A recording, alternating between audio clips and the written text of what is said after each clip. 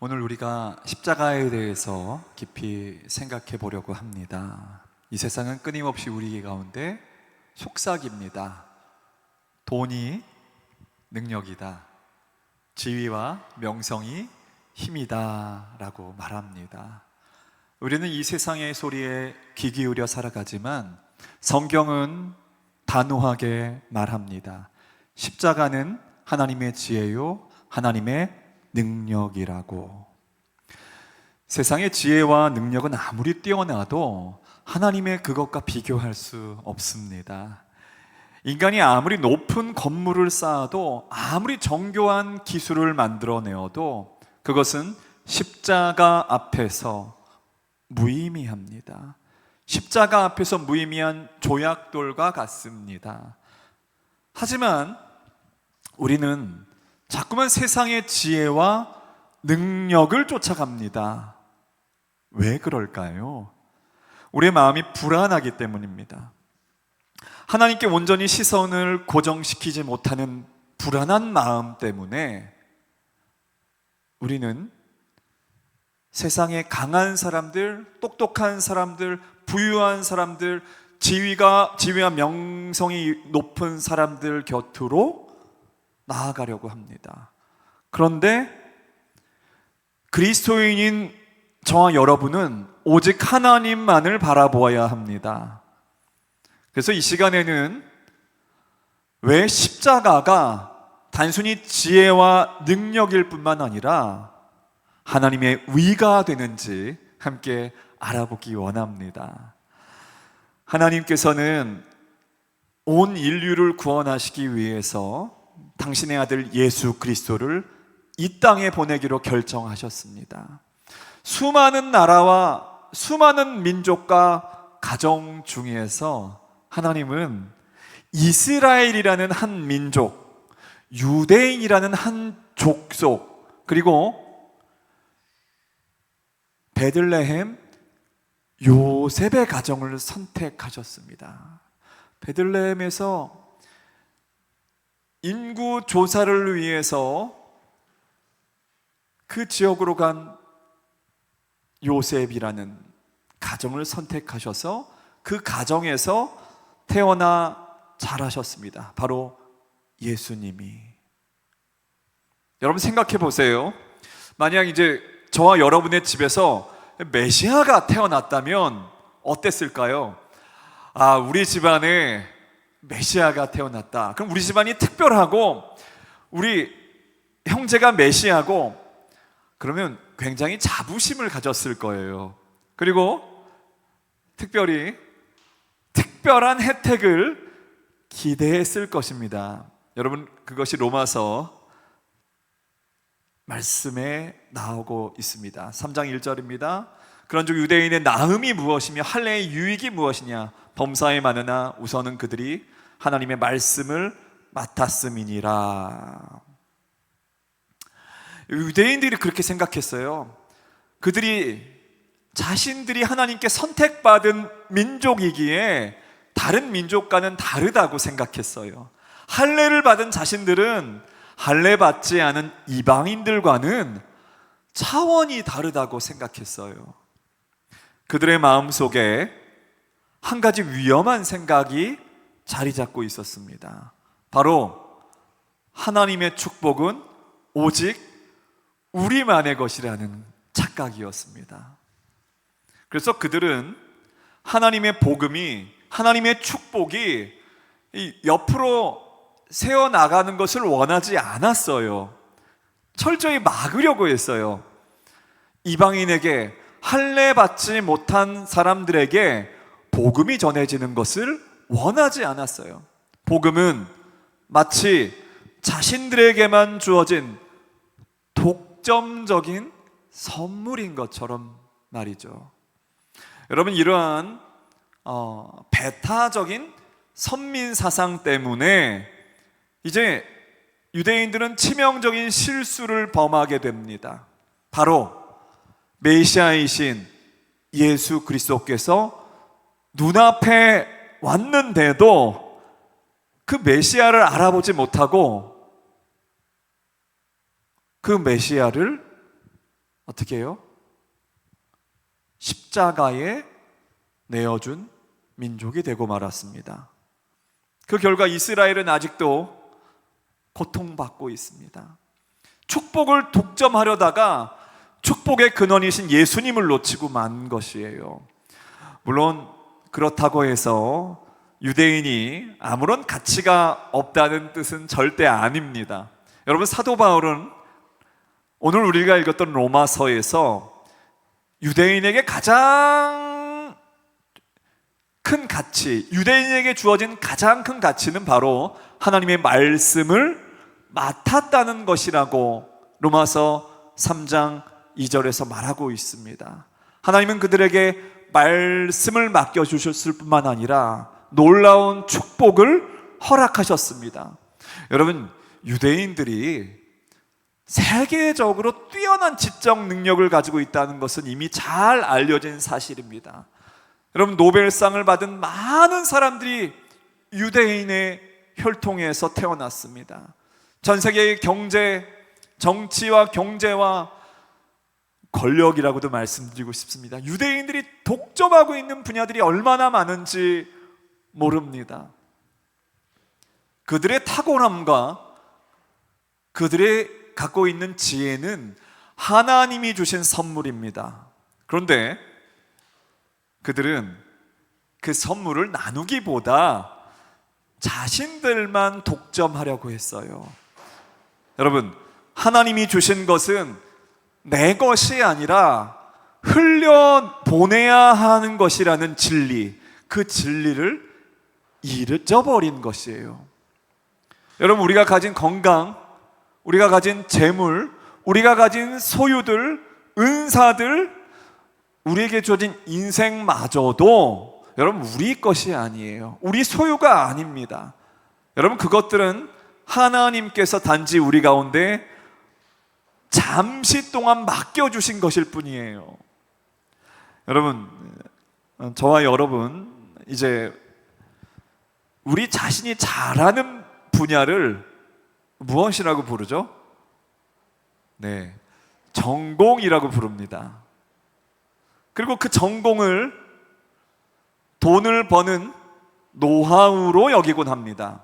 그런데 여러분, 우리가 가진 모든 재능들, 우리에게 주어진 지식들은 하나님을 섬기라고 우리 가운데 주어진 도구일 뿐입니다. 섬김의 도구예요.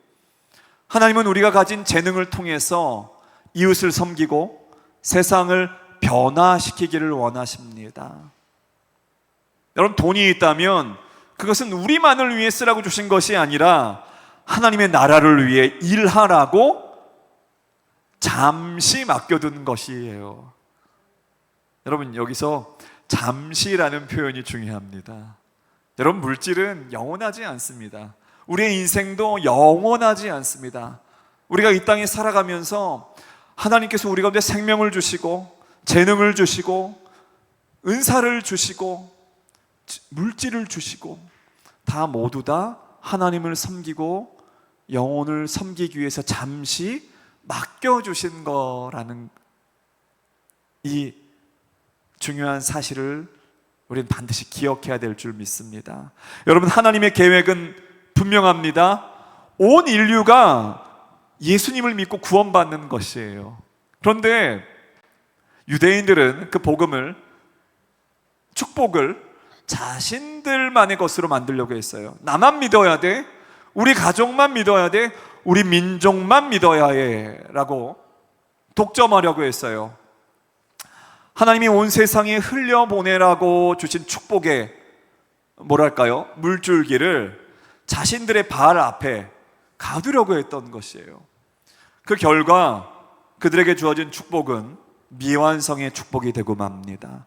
여러분, 축복은 나눌 때 비로소 완성됩니다. 사랑도, 지혜도, 재물도, 그리고 가장 중요한 복음도 마찬가지입니다. 가두면 썩고 부패하고 나누면 더욱 풍성해지는 것이 하나님의 법칙입니다. 그래서 저는 개인적으로 가두리를 좋아하지 않습니다.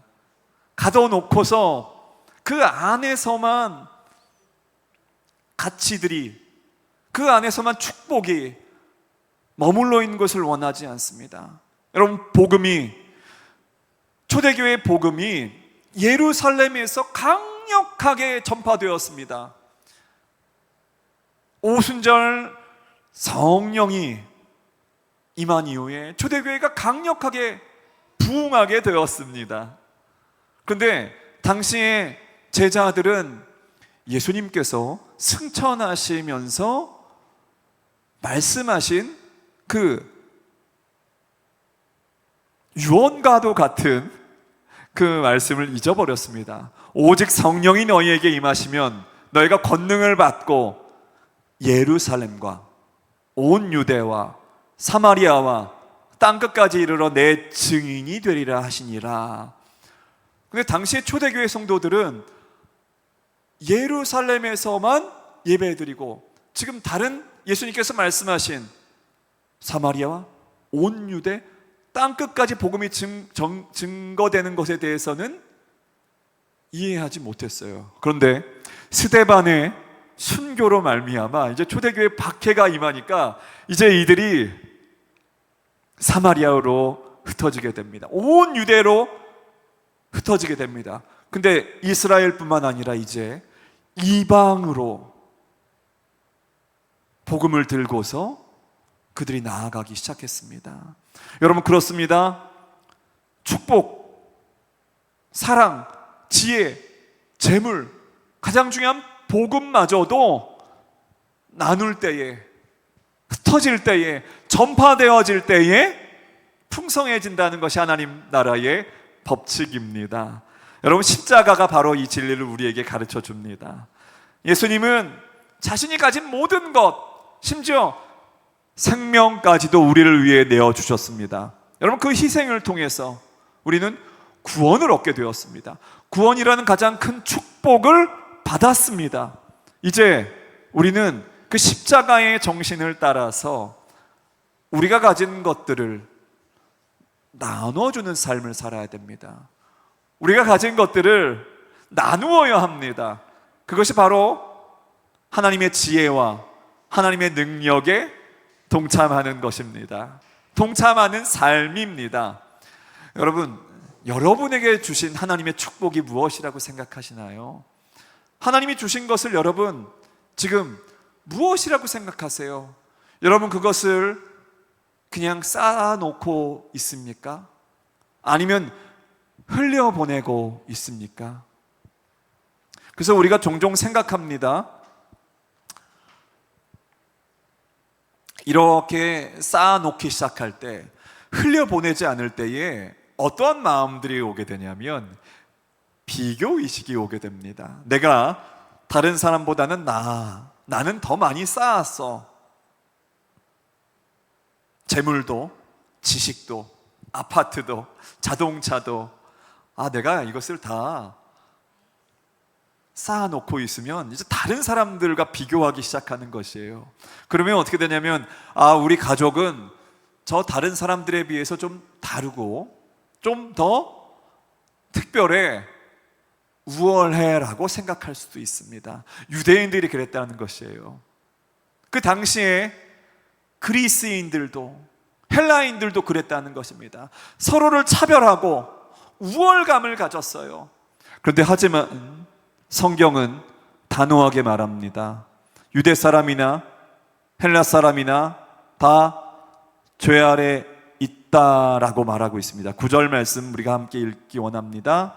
그러면 어떠하냐? 우리는 나으냐? 결코 아니라 유대인이나 헬라인이나 다 죄 아래에 있다고 우리가 이미 선언하였느니라.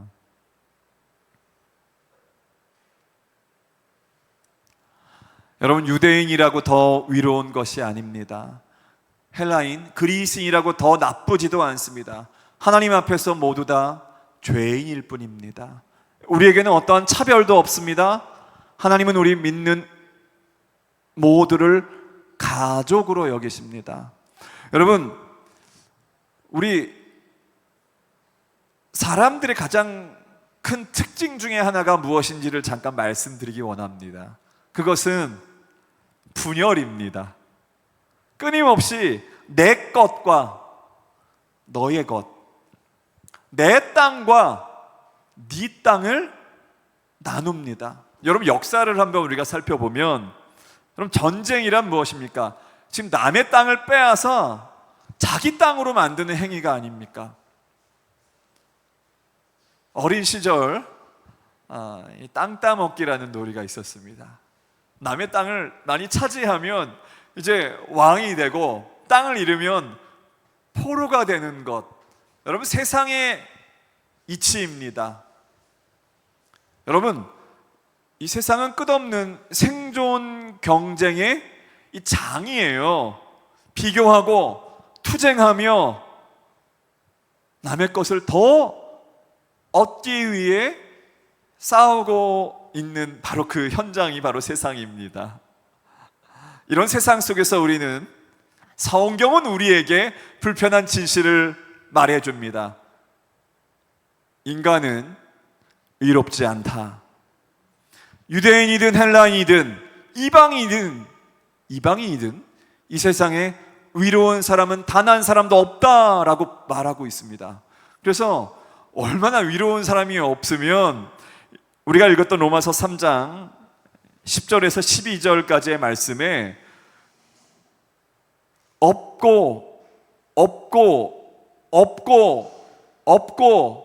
없다라는 표현만 6번이 나오고 있습니다. 의인은 없으니 하나도 없고, 깨닫는 자도 없고, 하나님을 찾는 자도 없고, 모두 곁길로 행하다 다 쓸모없게 됐다. 선을 행하는 자도 없다, 하나도 없다라고 말씀은 우리 가운데 선언하고 있습니다. 그런데 성경은 여기서 그치지 않고 저와 여러분의 실체를 적나라하게 보여줍니다. 우리 로마서 3장 13절에서 14절까지 말씀 제가 읽어보기 원합니다.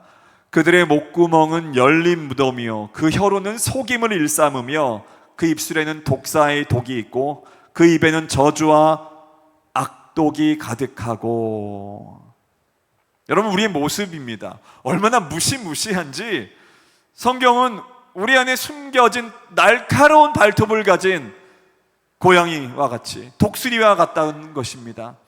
여러분, 언제든 발톱을 드러내면 주변 사람들이 도망갈 정도로 우리는 피 흘리기에 민첩하고 파멸과 참남함의 길을 걸으며 하나님을 두려워하지 않는 존재다라고 성경은 말하고 있습니다.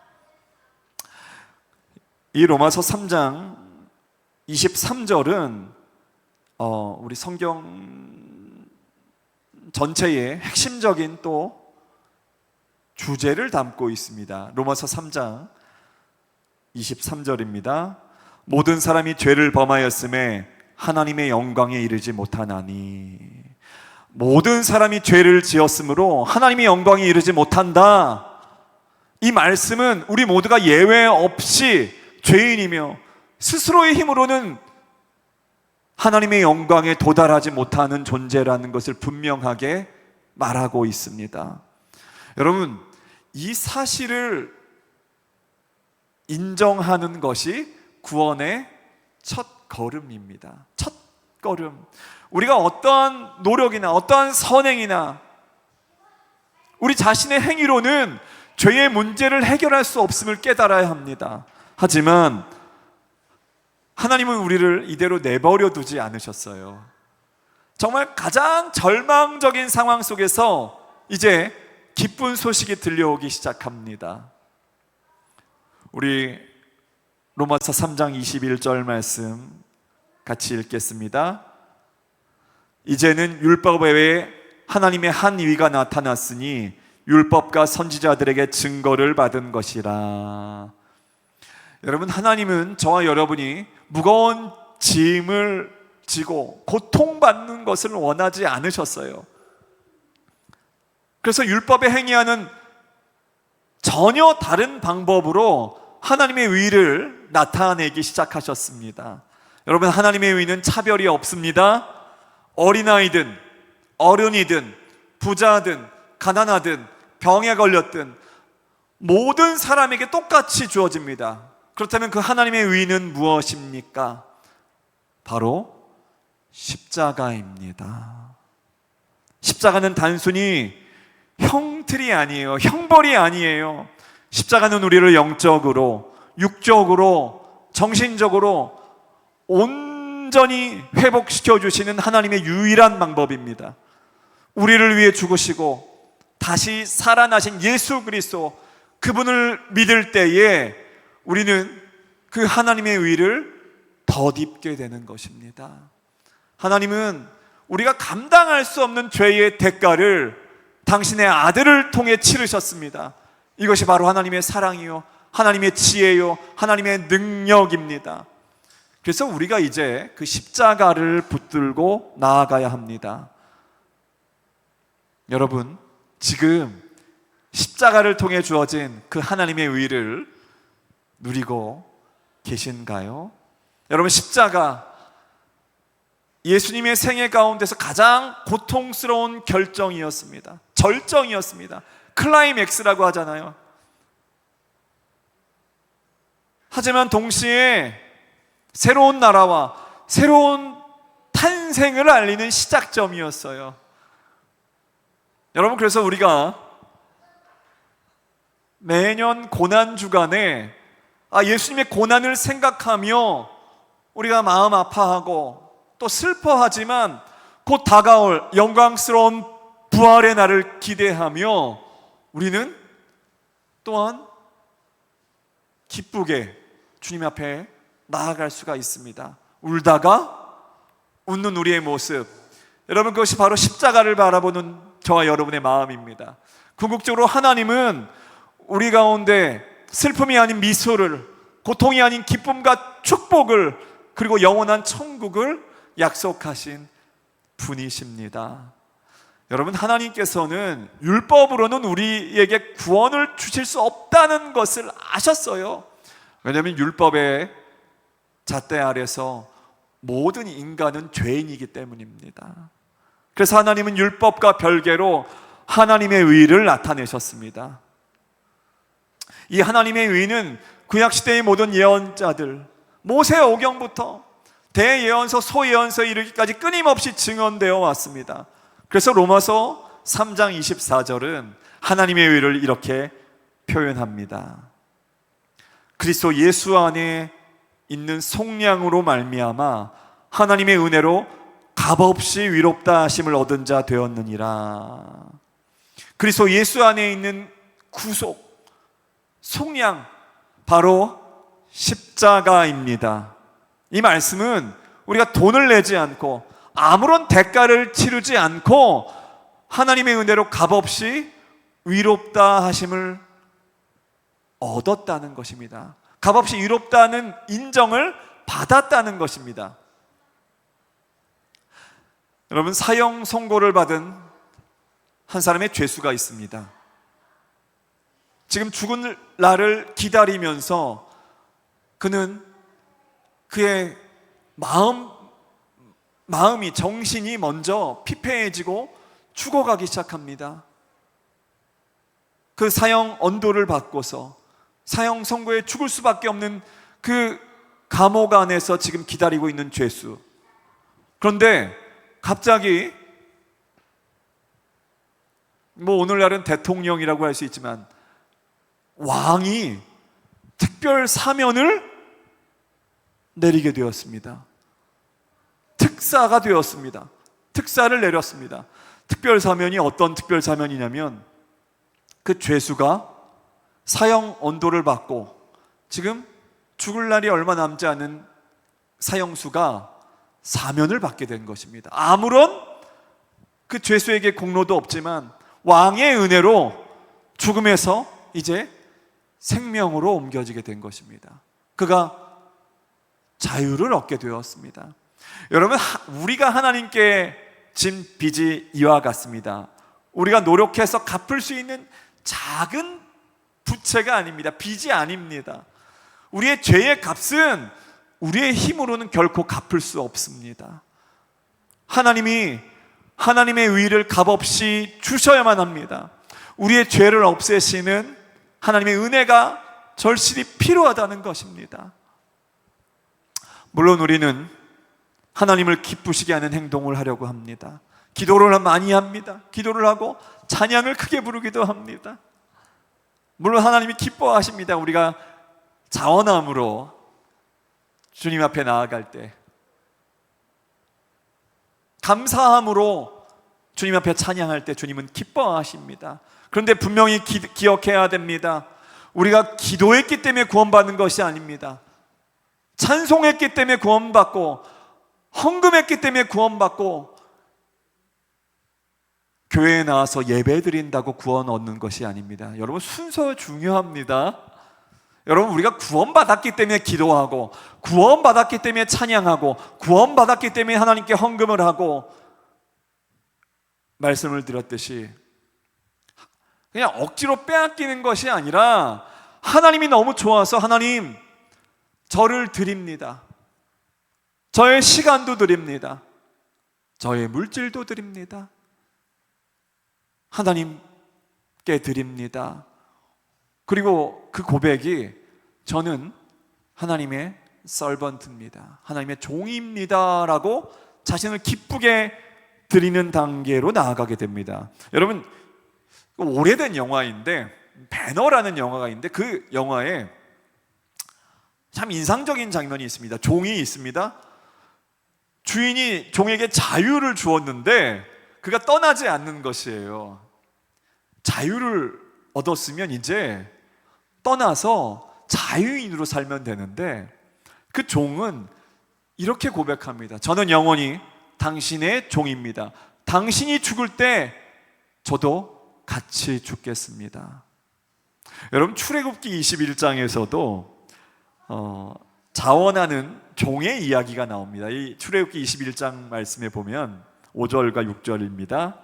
만일 종이 분명히 말하기를 내가 상전과 내 처자를 사랑하니 나가서 자유인이 되지 않겠노라 하면, 상전이 그를 데리고 재판장에게로 갈 것이요, 또 그를 문이나 문설주 앞으로 데리고 가서 그곳에다가 송곳으로 그의 귀를 뚫을 것이라. 그는 종신토록 그 상전을 섬기리라.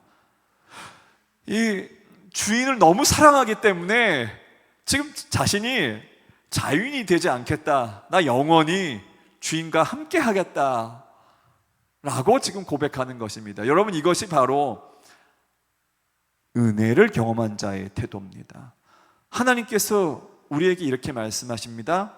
내가 너희 죄를 눈과 같이 희게 하고 양털처럼 희게 하리라. 여러분, 십자가에서 예수님이 속죄 제물이 되셨어요. 하나님이 그분의 아들을 담보로 우리를 구원해 주셨어요. 그렇다면 하나님은 아무런 대가를 치르지 않으신 건가요? 그렇지 않아요. 하나님은 저와 여러분을 구원하시기 위해서 자기 아들을 죽이는 대가를 치르셨습니다. 여러분, 간혹 자식을 잃은 부모님들을 보게 됩니다. 가슴이 찢어집니다. 그런데 하나님의 마음, 하나님의 가슴은 인간의 부모가 느끼는 아픔보다 몇천 배, 아니 몇만 배, 아니 비교할 수 없을 조차 하나님의 마음은 아프셨습니다. 여러분, 독생자 예수 그리스도를 무참하게 질밟히는 십자가에 내어주신 그 하나님의 사랑, 하나님의 마음을 어떻게 우리가 헤아릴 수 있을까요? 그래서 여러분, 그분은 저와 여러분을 구원하기 위해서 세상에서 가장 큰 희생과 고통을 감수하셨습니다. 그래서 우리가 값없이 받은 구원에는 이처럼 값비싼 대가가 숨어 있습니다. 십자가의 은혜, 바로 이 하나님의 아픈 사랑의 증거입니다. 그래서 여러분에게 질문 드리고 싶습니다. 여러분은 이 하나님의 사랑을 온전히 받아들이고 계시나요? 그 하나님의 사랑을 가감없이 수용하고 있으신가요? 그래서 우리 사랑하는 성도 여러분, 오늘 우리는 다시 한번 십자가 앞으로 나아가기 원합니다. 예수님께서 속죄 제물이 되셨습니다. 우리의 죄값을 대신 치러 주셨습니다. 그분의 피로 말미암아 우리의 모든 죄가 사라졌습니다. 그래서 우리가 위롭게 된 것은 오직 예수의 피로 말미암아 이루어진 놀라운 사건입니다. 로마서 3장 25절은 이렇게 선포하고 있습니다. 이 예수를 하나님의 그의 피로써 믿음으로 말미암은 화목 제물로 세우셨으니 이는 하나님께서 길이 참으시는 중에 전에 지은 죄를 간과하심으로 자기의 위로우심을 나타내려 하심이니. 오래 참으시는 가운데 과거에 지은 죄를 간과하심으로써 그분의 위를 나타내기 위함이다. 혹시 여러분 이런 이야기를 들어보신 적이 있는 줄 제가 한번 질문 드리고 싶습니다. 이런 이야기예요. 하나님이 저와 여러분이 이 지상에서 지었던 죄를 다 카메라 영상 촬영하는 것처럼 다 촬영해서 필름으로 찍어놨다가 우리가 천국에 가면 이 필름을 다 돌려보신다. 물론 어떠한 사람들은 뭔가 하나님을 만날 때에 자기가 지은 모든 죄들이 이렇게 필름처럼 그 자신의 일생이 이렇게 다 비춰졌다라는 간증도 하기도 합니다. 제가 주일학교 때인가 어렸을 때 제가 교회에서 들었는지 아니면 외부에서 들었는지 모르지만 다 우리 그 지은 죄들 다 촬영하고 다 뭔가 영상으로 다 남아있고 다 그것들이 기록에 남는다라는 식의 이야기를 제가 들었을 때에 제가 참 무서웠습니다. 두렵네. 근데 여러분, 성경은 단호하게 말하고 있습니다. 하나님은 그런 분이 아니라고 말하고 계십니다. 하나님은 우리의 죄를 다 잊어버리시고 다시는 기억하지 않으신다고 약속하셨습니다. 그래서 시편 103편 12절 말씀, 동이 서에 먼 것처럼 동쪽이 서쪽에서 먼 것처럼 하나님께서는 우리의 죄악을 우리에게서 멀리 옮기셨다라고 분명히 선언하고 있습니다. 여러분, 구약의 제사의식을 한번 떠올려 볼까요? 이 대제사장이 아사셀 염소에게 모든 백성의 죄를 전가하고 그 염소를 광야로 떠나 보냅니다. 이것과 같습니다. 이제 죄여 안녕하고 보내는 것이에요. 죄가 이제는 나와 상관없는 것이 되어버린 것이에요. 그래서 여러분이 혹시나 과거에 지은 죄 때문에 고민하지 마시기 바랍니다. 과거에 여러분이 잘못된 행동 때문에 상처와 아픔 때문에 더 이상 걱정하지 마시기 바랍니다. 이미 지나갔습니다. 과거에 받았던 상처와 치욕과 수치감들 이미 예수 그리스도께서 십자가에서 모두 짊어지셨습니다. 사라져 버렸습니다. 하나님은 기억도 하지 않으십니다. 그런데 저와 여러분이 그것을 계속 기억하고 있다면 여러분, 그것만큼 어리석은 일이 없습니다. 이미 사라져버린 죄악들을 하나씩 다시 세고 있는 것과 같습니다. 여러분, 그래서 하나님께서 이렇게 말씀하십니다. 걱정하지 마라. 너의 죄는 다 씻김 받았다. 나는 기억도 하지 않는다. 보혈로, 속죄 제물로 예수 그리스도의 그런 몸값이라고 말씀드렸습니다. 이미 다 정리됐다라고 우리 가운데 말씀하시는 것이에요. 누구든지 회개하고 예수 그리스도를 영접한 자들에게 더 이상 수치와 더 이상 상처와 치욕이 남아있을 필요가 없다는 것입니다. 그러면 이제 우리가 자랑할 것이 남아있습니다. 여러분, 우리가 물론 하나님 앞에 내세울 것이 없는 존재이지만 우리가 위롭다함을 인정받은 것이 우리의 행위나 율법이 아니라고 말씀을 드렸습니다. 믿음의 법으로 말미암아 이제 이루어진 일이라고 로마서 3장 26절 27절은 말하고 있습니다. 곧 이때에 자기의 위로우심을 나타내사 자기도 위로우시며 또한 예수 믿는 자를 위롭다 하려 하심이라. 그런데 그런즉 자랑할 때가 어디냐? 있을 수가 없느니라. 무슨 법으로냐? 행위로냐? 아니라 오직 믿음의 법으로니라. 여러분, 우리가 한 것이 아무것도 없습니다. 예수님께서 모든 것을 다 이루셨습니다. 그래서 예수를 믿는 것은 놀라운 일입니다. 우리 가운데 자유를 주게 됩니다. 이제 당당하십시오. 예수를 믿는다는 것은 놀라운 감격스러운 사건입니다. 감동적인 일입니다. 우리의 삶과 죽음을 초월하는 것이에요. 단지 예수 믿고 구원받는다 여기서 멈추는 것이 아니라 우리의 삶과 죽음, 이 모든 것들을 다 관통하고 초월하는 것입니다. 그래서 이제 더 이상 죄의 굴레에 갇혀 살 필요가 없습니다. 여러분 기억하기 원합니다. 하나님은 유대인만의 하나님이 아니시고 이방인만의 하나님도 아니시고, 따라해 보기 원합니다.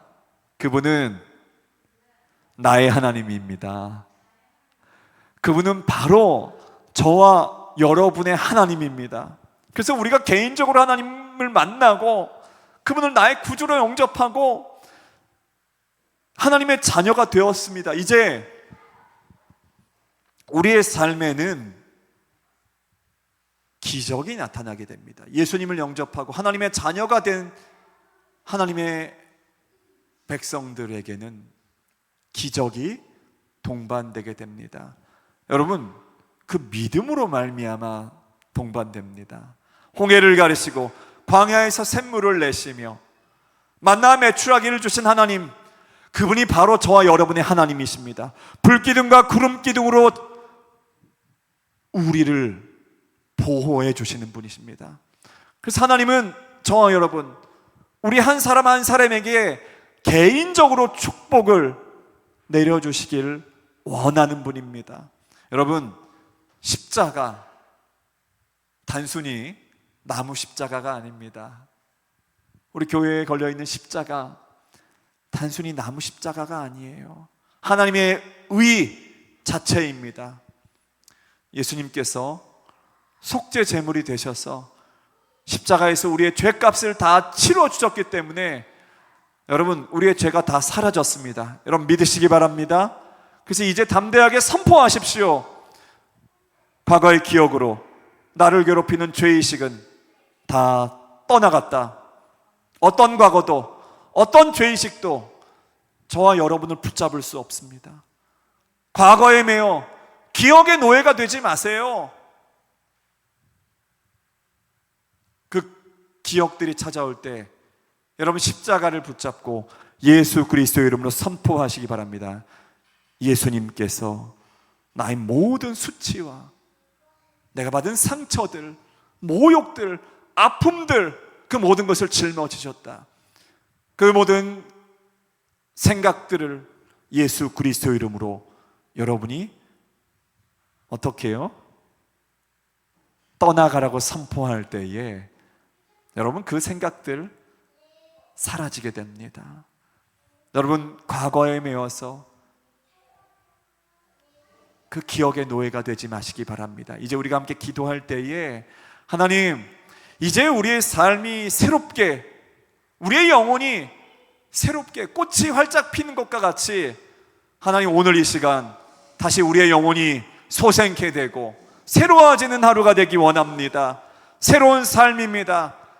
이전 것은 지나갔으니 보라 새 것이 되었도다. 오늘 새로운 삶이 시작됩니다. 담대하시기 바랍니다. 강건하시기 바랍니다. 그리고 믿음으로 전진하시기 바랍니다. 저와 여러분이 걷는 곳마다 기적이 일어나게 될 것입니다. 이제 우리가 들은 말씀 기억하면서 함께 기도하기 원합니다.